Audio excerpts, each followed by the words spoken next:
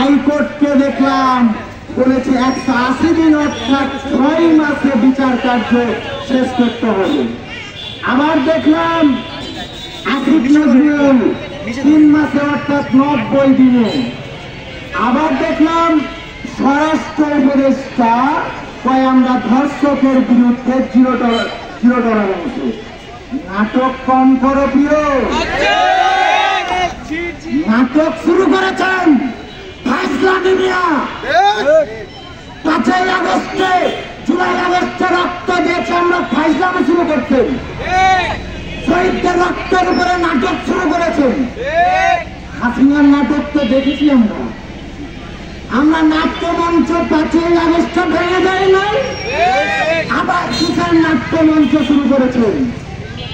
এই নাট্যমঞ্চ হাসিনার যেমন ভেঙে দিয়েছি, এই উপদেষ্টা মন্ডলী ভাঙতে আমাদের সময় লাগবে না।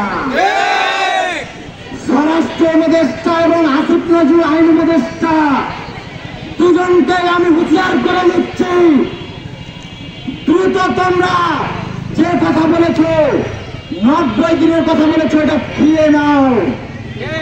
ধর্ষকের বিচার চিহ্নিত করা মাত্রই ব্যবস্থা নিবা। এতে সময় নেওয়ার কি আছে রে ভাই? এতে সময় নেওয়ার কিছুই নাই।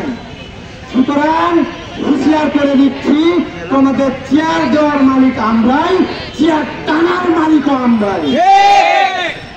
আসিফ নজরুল বাড়াবাড়ি কইল না, পিঠের চামড়া কিন্তু থাকবে না। উপদেষ্টা মন্ডলীকে বলে দিতে চাই, আপনারা দায়িত্ব না নিতে পারবেন, দায়িত্ব ছেড়ে দিন। এর আগেও দেখেছেন আমরা আমাদের উত্তরবঙ্গ থেকে, চাঁপাইনবাবগঞ্জ থেকে যোগ্য উপদেষ্টা বসাতে চেয়েছি, কিন্তু ওনারা তাদের কেন্দ্রীভূত একাকী রাজনীতি করতে চায়, একাকী ক্ষমতা চায়, সবকিছু কেন্দ্রে রাখতে চায়, যার কারণে আমাদের উপদেষ্টাকে একজনও প্রতিনিধি দেন না।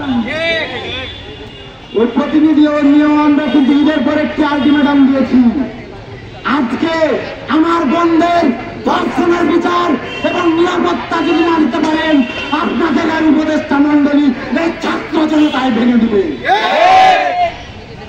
সংক্ষিপ্ত বক্তব্য আমি এখানে শেষ করছি। আমার অন্যান্য সহযোগী